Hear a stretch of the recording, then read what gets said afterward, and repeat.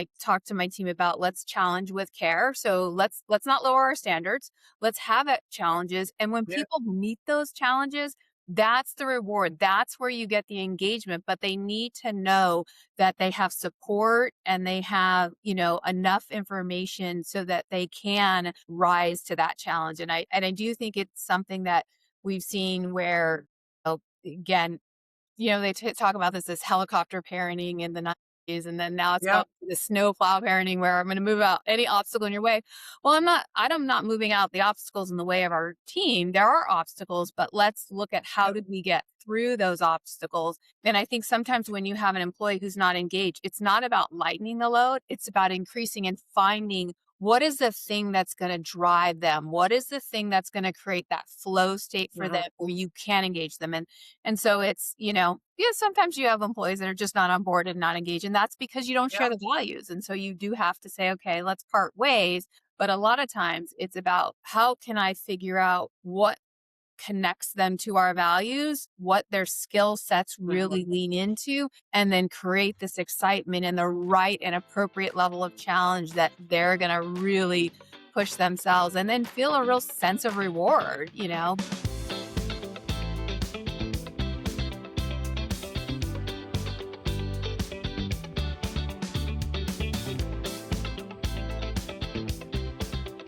All right.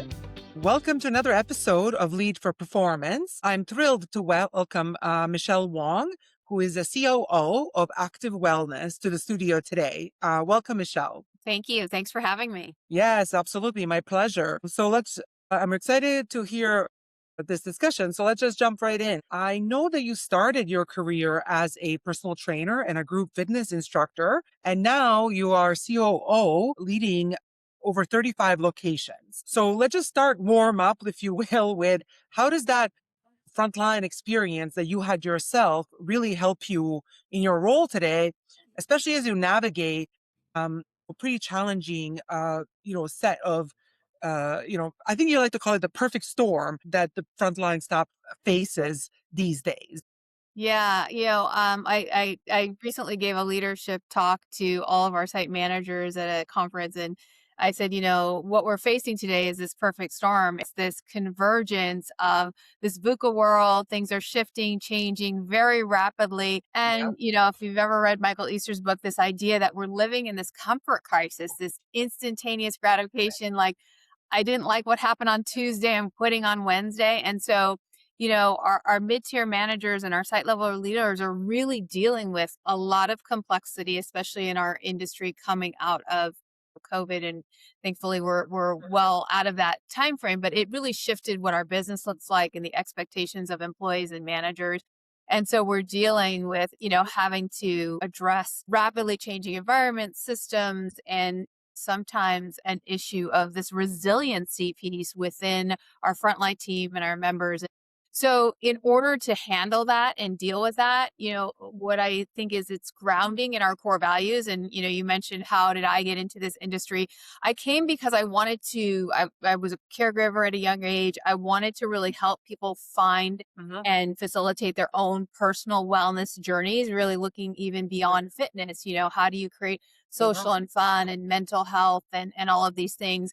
And so for me, I didn't set out in the industry to become a COO or, I didn't see that as a vision for myself. I Yeah. just loved what I did. I loved helping people live their best lives, changing lives in that way. And selfishly, I get to sort of experience things that are important to me in my own personal life. And so what I do in terms of taking care of my own health really connects to what we're trying to deliver to our members every day.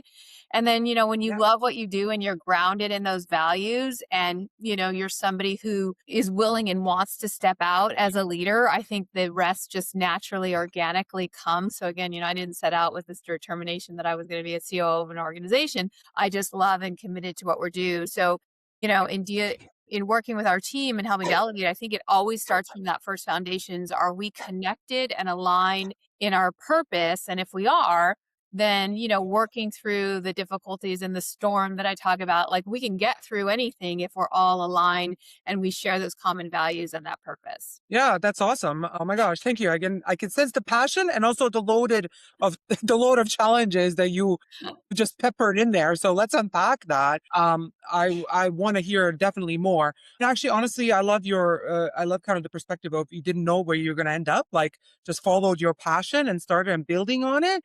I mean, that's also me too. I never ended up, I never thought I would end up where I am today. But it's never wrong if you're following that passion and always delivering the value, right? So that's awesome. Okay, so let's unpack a little bit. You mentioned so many things about in there living in the VUCA world. If anybody doesn't know that term, I always remember the concept, but it's like volatility, uncertainty, complexity, and I always forget the last Ambiguity, ambiguity. ambiguity. Okay, yes, I was like, that's such a good term for what's going on today, right? So absolutely. So, and I love how you say you have to start here. Let's unpack pick one. So you have to start by focusing on yourself first. But considering that VUCA nature of the world today, how do you do that? How do you create personal capacity and resilience to deliver value and or help and engage others as a part of your work and life? Yeah, that's a great question. I think I really think of creating personal capacity and resiliency is so important, right? And it's such a Yeah. missed piece of what I encounter with a lot of individuals and folks that we deal with today, both in our members and our staff.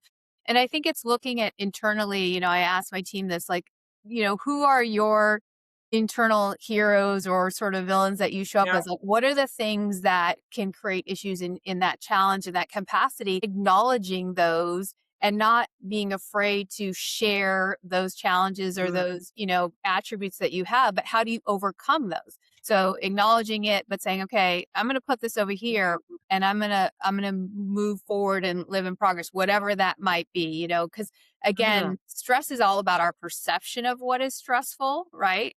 And there's yeah. good stress, bad stress, but most of it's about perception. And so how do you reframe and relook at things so that, things don't maybe feel stressful? And then I also think it's how do you handle and tackle it together? So if you know that your leader, your manager is there for you and you're not afraid to say, hey, I'm struggling with this, or here's how I Mm, perceive this, then you're going to be able to get through those things together. And then again, our perception of stress and that level comes down. So I think it's really knowing yourself first, to yeah. ask and look at where do I need help, and being, we talk about as creating safe space to fail, and that is, Yeah. comes from assumption. Am I bringing my best? Am I allowing Yeah. people to have their own, way of navigating? And do I come Mm, with the assumption when I'm working and coaching with people that they are bringing their best? Because if I don't come with that assumption, then I might be more critical of them than, because they don't do it yes. the way I do it, or, you know, this isn't as good as I would. But again, if you assume that they're bringing their best, you're going to be able to coach Yeah. them through that. So I think building resiliency and capacity, kind of back to that question, is really about understanding yourself first. And then it's how do you perceive what's going on around you? Because how Yeah. you perceive Totally. it, is really how you're going to address it and how you're going to let that affect you. But I think also knowing that you have support around you where you can get that support where you need that support is so critical. Awesome. I mean, I can't agree more. That's my personal definition of leadership that if you subscribe to says always leadership starts with yourself. You can't really do or engage others if you're not connected to yourself, your values or goals, knowing yourself, and then, go from there. So I can't agree with that more. And also I can't help to love coming from a COO of a fitness studio to talk about, the mindset aspect of it. Like, so managing your mindset on how that actually projects that stress, right? Like, so I love that you're bringing up that whole self, truly, not just go, not the workout part only. Yeah, I mean, mind is so important, right? We think about this Yeah, with members, right? How they perceive the challenge of the workout yeah, ahead is going to mean whether they get through it or not, or whether they're able to, yeah, push themselves. absolutely, Yeah. absolutely. I love that. So Okay, the other point I wanted to pick at with your in your first, I'm taking notes here just to make sure I don't skip something very important. I'd love to ask your thoughts a little bit more on that comfort crisis that you brought up. And we actually, this is a theme that we have been hearing quite a bit on from CEOs, COOs, and a lot of times it's like it can be presented in different ways. And I know you're quoted Michael Easter here, but I know I hear a version of this quite a bit. Younger generations, they're just not like us, or the hard, what's hard is totally changed, or there's this like versions people are not working as hard as we used to, and there's different ways of framing it. So I just would like to, and you're of course so in touch with the younger generations right now through your work. I would love to understand what you think is behind some of this disconnect or some of these symptoms that we're hearing about a lot these days. Yeah, I have lots of views on this. I have 2 kids in their Yeah. 20s too, so, I've seen it Okay. play out as a parent and as somebody who's now managing some of these generations. Yeah. And it's, this idea of we don't want anybody to fail, we don't want anybody to lose. Growing up, and I saw this a lot with, my kids where parents were like, "No, I don't want not fulfilling, here's the reward or here's the punishment or here's the expectation." Hmm. Hmm. Because, they want their experience for their kids to be better than maybe they had for themselves. That's natural. Yeah. And then also we're in this society of instant gratification. Like we can DoorDash anything to Yes. ourselves. We have our phones. We can be entertained constantly. So when you think about like somebody working maybe in the Mm, front line at our service desk, like, and you can't have your cell phone and you need to be attentive, but they're used to having this sort of yeah. instant information. You have to find other ways to engage them. And when they aren't going about or completing a process right or Mm, handling a conflict, this idea that, okay, so no, that's not right. And there is consequences to your action, but how are we going to coach them through that and try and get them to yeah. see that, yes, there's some struggles or some coaching that needs to happen. But I think it's all also about setting high standards. And I talked to my team about let's challenge with care. So let's not lower our standards. Let's have it challenges. And when Yeah. people meet those challenges, that's the reward. That's where you get the engagement, but they need to know that they have support and they have, enough information so that they can rise to that challenge. And I do think it's something that we've seen where, again, they talk about this helicopter parenting in the 90s, and then now it's Yeah. going to the snowplow parenting where I'm going to move out any obstacle in your way. Well, I'm not moving out the obstacles in the way of our team. There are obstacles, but let's look at how Yeah. did we get through those obstacles. And I think sometimes when you have an employee who's not engaged, it's not about lightening the load. It's about increasing and finding what is the thing that's going to drive them? What is the thing that's going to create that flow state for them Mhm. where you can engage them? And so it's, yeah, sometimes you have employees that are just not on board and not engaged. And that's because you don't share Yeah. the values. And so you do have to say, okay, let's part ways. But a lot of times it's about how can I figure out what connects them to our values, what their skill sets Mhm. really lean into, and then create this excitement and the right and appropriate level of challenge that they're going to really push themselves and then feel a real sense of reward, because Yeah. they've been able to accomplish that again in a way that, as long as we're all committed and we say, okay, what are the guardrails? They're okay to fail a little bit because that's where the Yeah. learning comes in. Yeah, for sure. I mean, that's absolutely that's where the learning is. Oh, I really like your view on that. But it really goes back to even what we started for is really again connecting to the values, the purpose, and it's just recognizing that yes, like generations growing up today are growing up in a very different world Yeah. than some of the other generations that we have. And so the values and what clicks with them is going to probably look sometimes different, right? And that's the work of the leadership, right? Is to figure that out, to unlock that. And it's possible, but it sounds like it's possible. I feel like from you, you're saying it's possible. It just looks different than years past. Yeah, it is possible. And I think it comes back to does your team know why?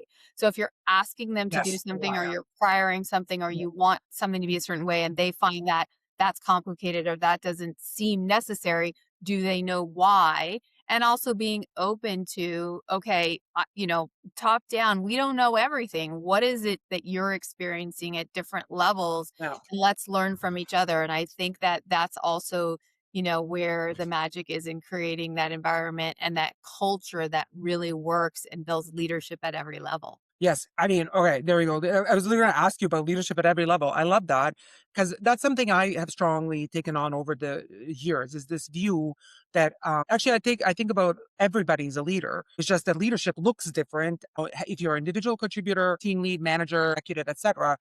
But it's really this view that everybody, we have to respect each other and everybody's perspective and then work that it's aligned towards common goals. But everybody's input, ultimately, an organization to run at its best, everybody really should be performing from their point of view and in their role and their purpose, right? Yeah, I think if you also give people, if you all agree and you align on what the end in mind is and what the outcome is, Yes. how you Yeah. get to that outcome, there can be many different ways to go there. And when Yes. people feel that they have a sense of contribution and they can direct the path towards the outcome, as long as you're aligned, Yeah. then it creates that leadership at every level. Yes, yes. And that's one of those actually I know one of those drivers of personal performance is that autonomy, right? Like, so you actually have some autonomy in your role. Again, even if you're, freshly out of school and just starting, it's going to be really difficult to develop yourself if you're in a super prescribed state, right? Then you're basically building little robots. And, yeah, it's going to be very challenging. That encouraging that autonomy with purpose and alignment, yeah, it creates this powerful combination. I totally agree with that. I want to go back to us. You shared that recently you brought 60 of your site leaders together for a leadership development. Uh, like it was a initiative, right? It wasn't Yeah, just a it was couple of a hours. I think you spent internal quite a bit of time together. Yeah, internal company conference for 2 days for all of our, our site leaders, supervisors, fitness educators, and an opportunity to really, one, impart, this idea of leadership and communication and, how do they grow as leaders in their role? How do they improve their communication with team members and, direct reports and things like that? Mhm. And then also where are we going as an industry and how do we build resiliency capacity and improve the health of the members that we're trying to impact. Because some of these things that we talk about with staff and challenges and building resiliency, it's the key to our business and improving lives and Yeah. getting people on a journey where, fitness is not easy. We're in January and we got lots of new members, and our job is to make sure that April, May, they're still engaged and it wasn't this, let's hit it hard Yeah. for 6 weeks and then let's come back again next year. And some of that is, again, building that resiliency capacity level of success and self-efficacy in what they're doing. Yeah, for sure. Yeah, you don't want to fall. That's right. You're like the New Year's resolutions, right? That you leave in January. I saw a funny meme that said somebody like shout out to people who already, park their new resolutions until next Monday, like right away, like to start. Of course, and that will be a crucial part of your business. That totally makes sense. But taking, your leaders, that's such a huge chunk of your leaders out for 2 days is a big investment to make, right? So, I wonder how you made the decision. What drove that investment? And, is there specific key takeaways in the timing of that and that you want them to take back after that big, probably very high energy, exciting get together? What does that look like afterwards? Yeah, that's actually a great question, and that's the tough part, Mhm. right? It's as much as Mhm. it takes a lot of effort and coordination to put on 2 days of education is how do you make it meaningful when you come back in? Mhm. Mhm. We've already done, here we are, second week of January, and we've already started 2 more additional trainings following up on the things that we talked Okay. about at that event. Mhm. Looking at one of our big initiatives is how are we using AI in our business and where does that look? Mm. And, maybe a year ago it was like, no, this isn't something that we necessarily see as a part of developing fitness training. And now we're like, yes, it is, but here's how you use that safely and educate. Mhm. Then really looking at where we're going in engagement and programmatically and things that they came out excited for. And one of our big initiatives this year is to implement more cognitive training across all of our sites. And that takes a heavy lift Mhm. learning and our site level leaders picking the right staff and developing the program that we're putting out with them and, moving that along the way. And so it's following that up of the things that we introduced. And then also how are they planning for the year strategically? What initiatives are they Mhm. accomplishing, but how does that get communicated down to their team? And as things, you iterate and you need to shift, this is where this, resiliency in this VUCA world, okay, we think it's going to work this way, but it's not. And now we need to iterate and shift quickly. And I would say, it's okay that you need to make those changes as long as you can pivot together as a team. And that's Yeah. where having that communication, being able to know how to articulate the why, aligning Yeah. first on what the outcome is, and those are the things that we're trying to Yes. reiterate with them is like, okay, as you go back and we're coming into this new year, how are you planning Mhm. strategically with your team? How are you communicating that out? How are you, sort of helping people that maybe don't understand the why, aren't fully bought in? Because, we should all be aligned on the outcome, and then we can all craft how we get there together. Yeah, that makes a lot of sense. I know, I love how you're talking about it too, because it's not just like sharing these really powerful concepts. Really, the magic happens when you're putting them into action, right? And day in and day out, and then also grabbing the team members and customers ultimately onto that journey. And that's really becomes not just kind of like an event, but it becomes a skill and then a daily practice. How I like to look at it, and it sounds like that's what you are now supporting your teams on that journey as well. Yes, yes. Awesome. So, what about, let me ask you personally,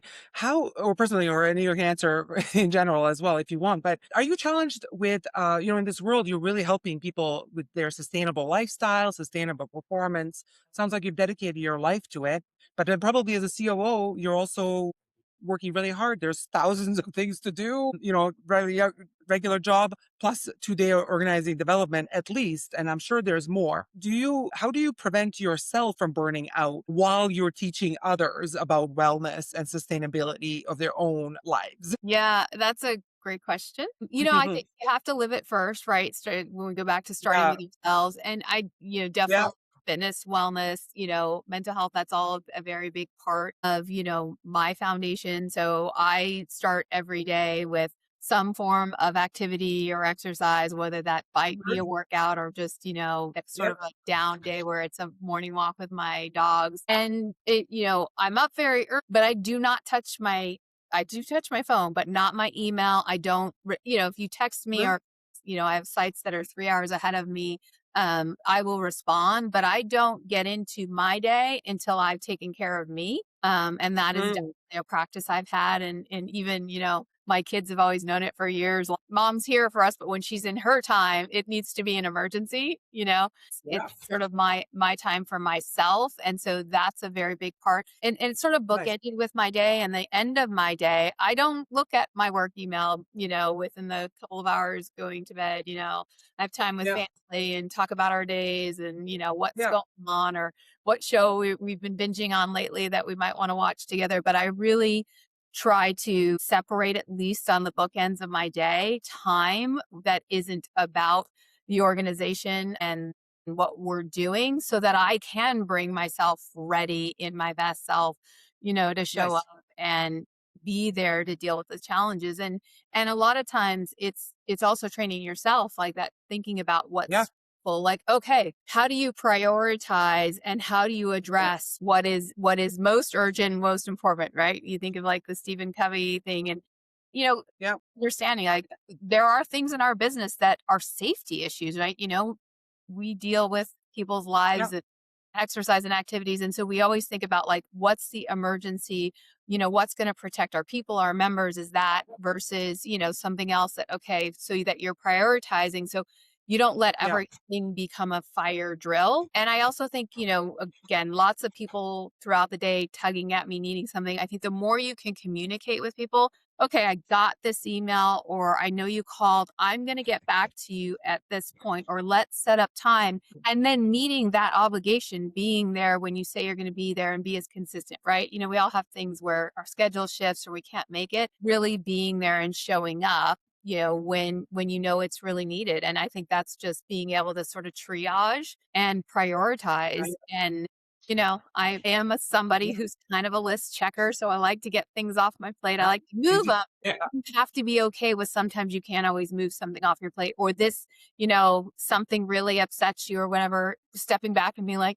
this isn't an email I should respond to right now, and nobody's at risk, and it's not causing safety. So let me step back Yeah. and a little bit perspective about how I want to address that situation. And I think it's also then you coach your staff on that and your teams of like, Yeah. okay, is this really urgent? Do you need to address it now? What's the risk if you don't? Do you have enough perspective? Do you have all sides and information? Right? Mhm. Somebody brings something to you and they're so passionate about what it is and what the issue is. And it's easy to just go, oh yeah, I see it that way. But no, maybe you need to step back and see what the other end of that is, or what the flip side is, or Yeah. another perspective before, you kind of weigh in on it. So I think that's how I approach it. It's Yeah. it's really selfish. It's me first. No, so I mean, it's wonderful to hear that, Michelle. I mean, first of all, you're walking the talk, right? Because that's what you're talking about as your guiding principle.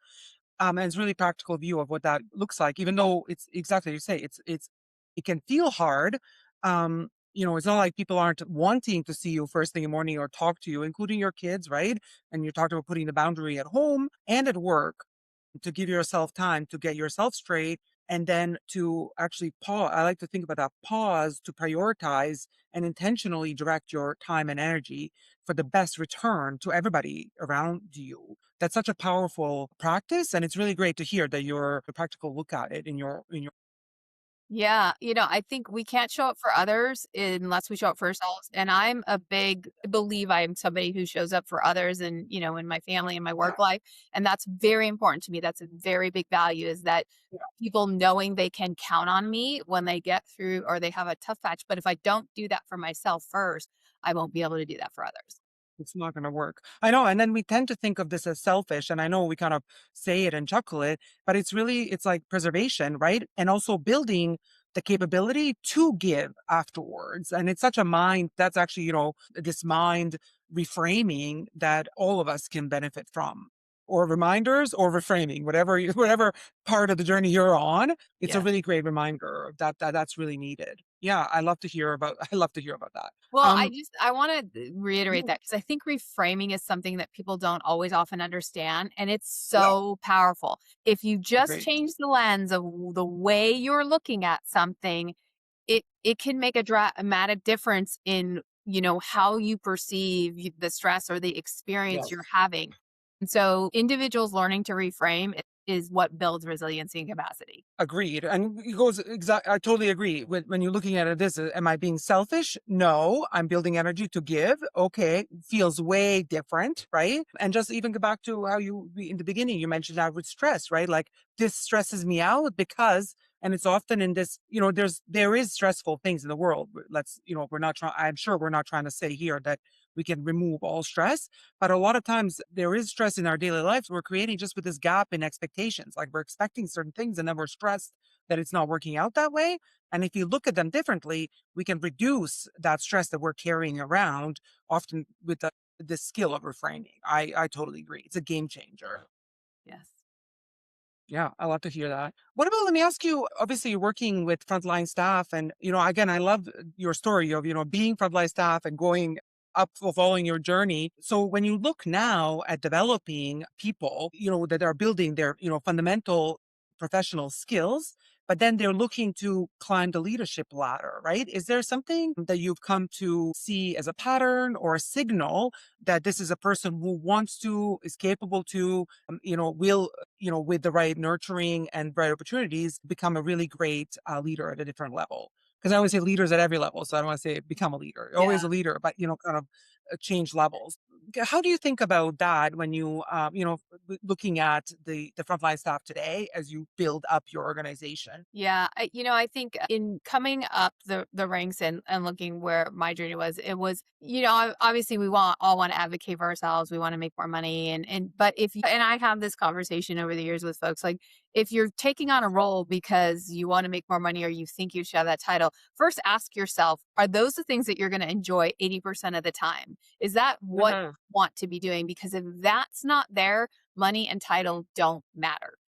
It's so knowing yourself and knowing where you thrive and where you find those states of flow that's how you're going to grow and grow into the right areas. And, sometimes leaders are the folks that are managing others. And sometimes leaders, maybe, I've got folks in our organization that don't have a lot of direct reports, but they're creating, and innovating how we deliver and what our product is. And that is leadership in and of itself. And then sharing that knowledge of how they're doing that with the team. So I think it's Mhm. first and foremost aligning to, we're all sort of have these inherent traits and characteristics and things that, some people just, I don't want to deal with conflict with people. I shy away from that management piece. Okay. That may always be who you are. So that may not be your path. So I think knowing your path and starting first from where are you going to thrive and enjoy what you're Mhm. doing that aligns again with the values. And then I think it's after that looking at title pay.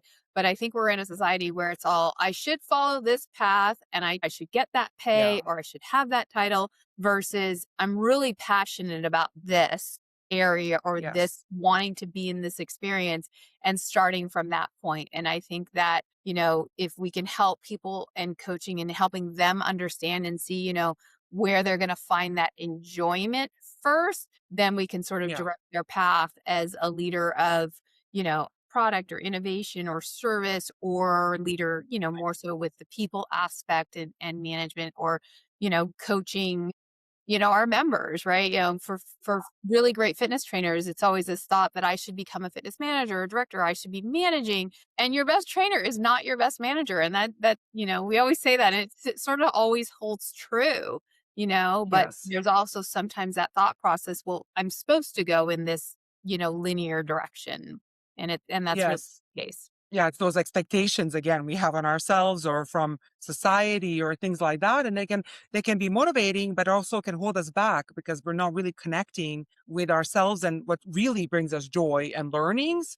Living in that shoulda, coulda, woulda is really dangerous. It can be dangerous, I would Yeah, and, say. and I think what I did early on is this thing that we call job crafting is finding ways to get involved with things or without restructuring my title or what my exact position was, where could I get involved with something that allowed me to learn or me to grow? But, I think we do come now in this, I'm going to pin it on this generation of, well, what am I going to get paid if I do X, Y, Z? Okay. So when you start that conversation with me that way, means you're not Yeah. passionate about it. You want it Yeah. as again. So let's not start there. Let's tell me why you enjoy that or how that lends value or how you see it, Yeah. Yeah. facilitating Totally. growth for the organization. And then I do believe, all those other conversations are important and that rest will come. Yes, I absolutely. I always the kind of that trusting the process, building the value, and get ready on this fun zigzag road. Everybody needs to be ready for because there's no straight line path. And then the beautiful outcomes just come as a side gig, not the whole point, right? Because like afterwards you get a promotion, you get a job, and then what, right? If you hate your everyday, like That's you just got exactly. yourself. Yeah, I think I always go back to the 80-20 rule. Like if I like what I'm doing Yes. 80% of the time and 20% sucks, then that's really good. That's pretty good. Yeah, and what is that? And then figuring that out it can be this lifelong journey. I know I mean from me as well, it has always been that. It works for a phase and then it's like you need to keep moving and keep building and then it pays off eventually. But you gotta be exactly like if you're always chasing what is the 80-20, that's always a good rule. All right. Well, thank you so much, Michelle, for sharing your views on this. I really love to hear these from we always say we use frontline differently today, but people who are on the ground delivering this day in and out, and you're such a wonderful example of that. Clearly, so let me put that prioritization to work here, asking you, giving you magic wand because I'm really that's asking for one key thing. So if you're talking to other leaders that don't have some of the valuable experience that you have had that really want to maintain this high caliber culture as we grow in the crazy VUCA times today. What would be the top thing that you recommend to the leaders to share with their team? Yeah, I would say always start with building people around you who are aligned on the values and the purpose first, right? So if you start Mhm. there, and then I think you have to show up as you expect and want others to show up. So you've got to give as much as or more as you expect and set the example. So I think, Mhm. if you have a certain standard you're looking for and a certain level of engagement, if you're not giving that same, then you can't expect that of others and hold others to that. Yeah. So again, back to that, know yourself, take care of yourself first, and then you model that for others. And that will do wonders with alignment and with the values and purpose and alignment. I Yeah. love that. I think there's one thing I would add to that, and I think it's authenticity. And that's one of our core values at the organization. And I think as a leader, it is you don't need to say you always have all the answers, right? In fact, I tell our teams is like sometimes I don't, I kind of know where we're going, but I don't know how we're going to get there. We're going to build the bridge together as we go through it. And it's okay to show your challenges that you have Yes. challenges in your personal life, but showing them how you still show up through those challenges is so important. So it's very key that Yes. leaders don't come and say, I've got it all together and every day is perfect and all my stuff is managed in my Right. personal. It's okay. But what Yeah. you have to show them is the resiliency that even though you maybe have things going on, you're still able to show up. And when you can't, okay, so why I can't in this moment because I have this and respect that. But I do think it's, being very authentic and being Yeah. transparent. And again, so that they can come and say, okay, I'm dealing with this challenge. And then you work through together. Like, is that enough where you maybe need to take a step back or take some time or hey, I know sometimes I think for staff, just knowing what's going on and they have your support, Yeah. they're gonna far Yeah. rise to those expectations.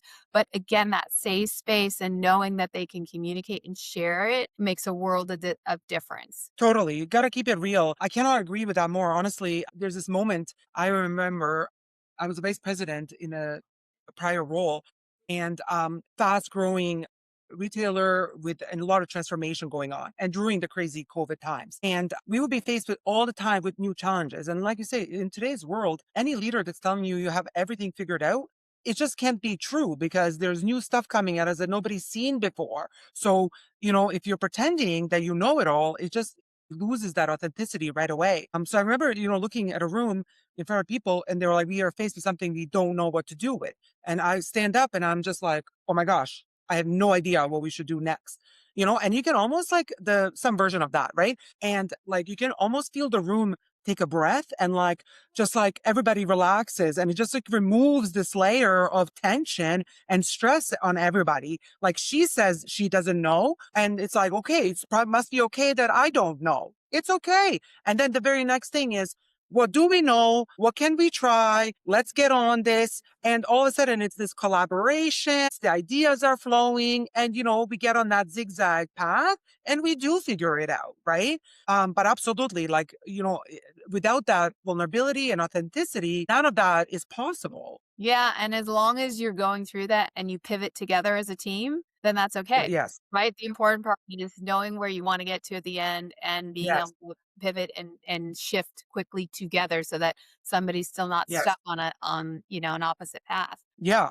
Exactly. You get there and you can have fun actually, which also people think it's crazy, but I feel like your team would say that they have fun a lot. Well, yeah, actually, our CTO, Mike Rucker, was one of our speakers at our conference, and he wrote a book, The Fun Habit, and that was Oh, actually another part of our leadership talk is, how do you build oh, fun in? If you're oh not my gosh, I having love fun that. with the people that you spend probably more time with than your family, then again, 80/20 is off, something's wrong, it's broken. So it's like, Yes. Okay. I love that. The yeah. fun habit, did you The say? Fun Oh my Habit, gosh. Dr. Mike Rucker, he's part of our team and wrote that book, and so, yes, we definitely believe you gotta bring the fun. Oh my gosh, I'm gonna check that out. I'm always like, we gotta do this and this and this. And I'm always like, and how are we gonna have fun? And sometimes really people look at me like I'm crazy because it's like a work thing. And I'm just like, well, no, no, no, no. How are we gonna have fun? Like, how is this gonna be fun? I'm gonna check that out. That's a great tip. I can't wait to check that out. It's a great book. Thank you so much, Michelle. I really enjoyed this conversation and a peek into this wellness world that you are creating. Thank you again. Oh, yes, you're welcome, and thanks for having me, and it was a blast.